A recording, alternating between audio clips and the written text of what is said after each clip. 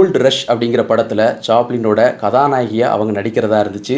அதுக்குள்ளே தான் கர்ப்பமாக இருக்கிறதாகவும் அதுக்கு சாப்ளின் தான் காரணம்னு சொன்னாங்க. அப்போது அவருக்கு வயது 16, சாப்ளினுக்கு 35.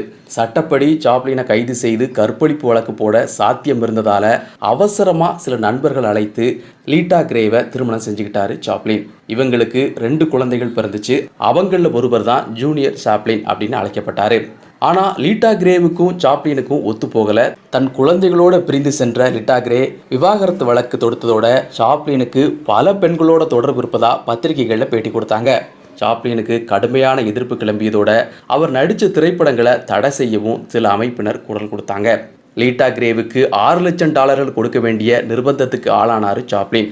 அப்போ அமெரிக்காவில் விவாகரத்து வழக்கில் மனைவிக்கு கணவனால் வழங்கப்பட்ட மிகப்பெரிய தொகை அது. மிகுந்த மன உளைச்சலுக்கு ஆளான சாப்ளின் 1 வருடம் சினிமா தொடர்பாக எந்த வேலையும்